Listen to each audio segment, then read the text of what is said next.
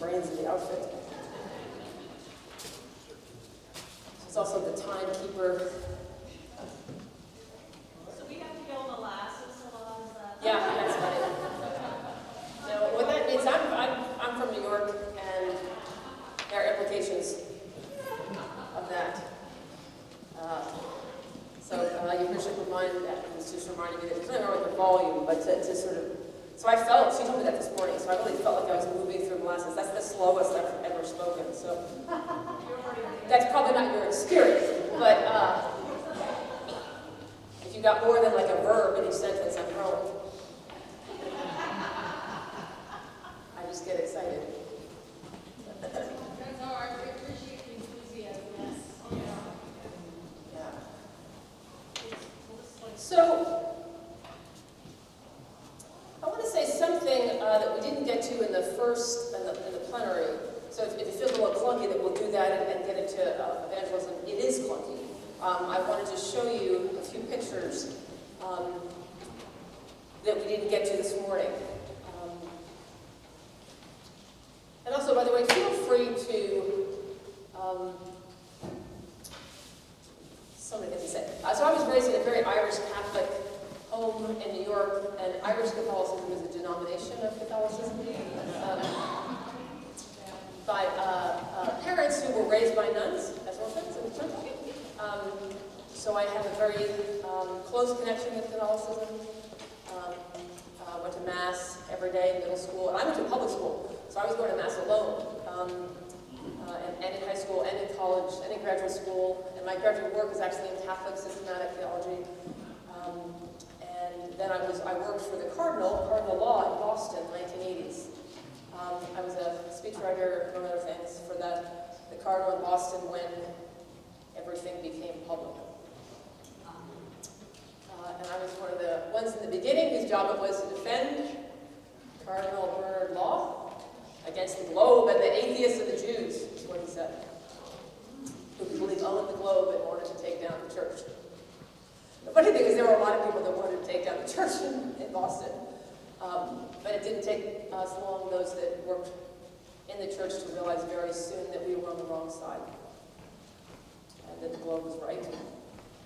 And that people, I have dear friends from the time, still priests who were arrested unjustly. So I actually left the church at that point as a lay woman. I was planning on being a canon lawyer, which is the only office a woman can hold, really, of any authority in the Catholic Church. But I left the church and left Boston. Boston is a small city, if you're leaving the Catholic Church. Especially working at the Cardinal's office. And I came to Virginia Theological Seminary, and became an Episcopalian. And then went to the seminary and knew I needed a new education.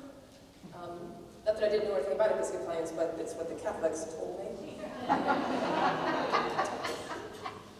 So I do not tell Pope jokes. I do not tell anti-Catholic jokes because my parents were raised. I was taught every nun is my grandmother.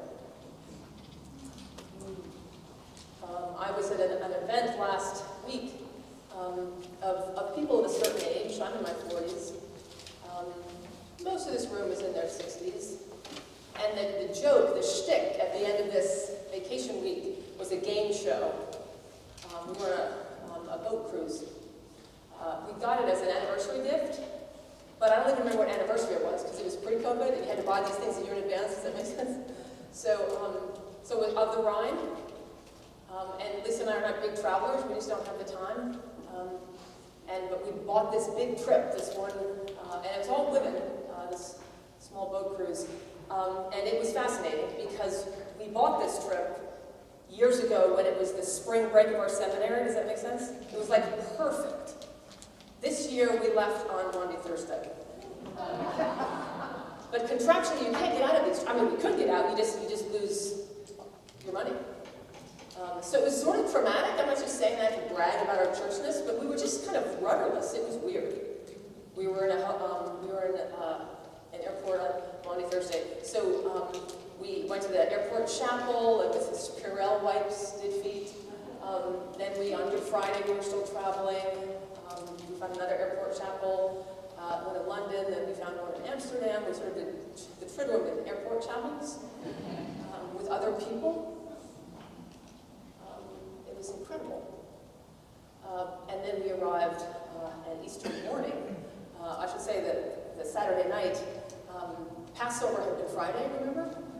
And Easter was Sunday, and the people were announcing everything for the schedule on Sunday. No one mentioned Easter. And Lisa, who, don't be fooled that I'm the evangelist, Lisa goes up to the cruise director and says, can we have some kind of service for Easter? Can you just announce it? No one has to go, but we'll be on the boat on sunrise. And the cruise director, this woman, a machine, she speaks 6 languages. She's Hungarian, but does all the tours, and so she does the history, and a fascinating woman, probably in her late 50s, just a study in glamour and intelligence and sarcasm. She tells the captains what to do. Does that make sense? It's just a strong woman. And when I saw this go up to her, I was like, this is not going to go well.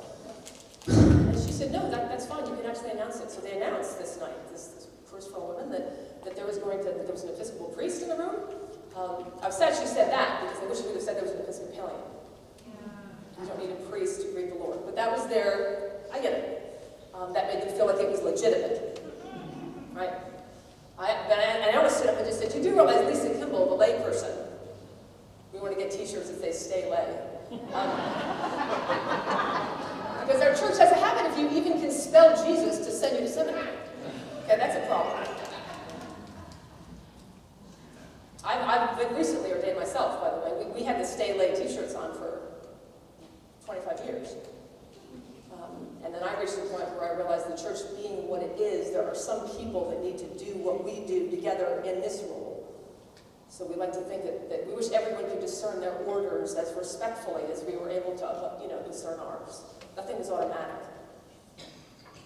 So long story short is we then had sunrise. I get up there at sunrise, and they said, do you need anything? And I said, well, some bread would be nice. And they came back and said, we only have baguettes. So I go up, and of course, there's like this basket with these big baguettes, and an odd number of people showed up, including the cruise director. And I asked everyone to go around the circle and tell a story of resurrection. I didn't ask them what their faith traditions were. And that was our, we broke bread. It wasn't a Eucharist in that sense. It was both more and less than that. And a group of really skeptical people gathered, and that cruise director sort of broke down and shared that she was a daughter.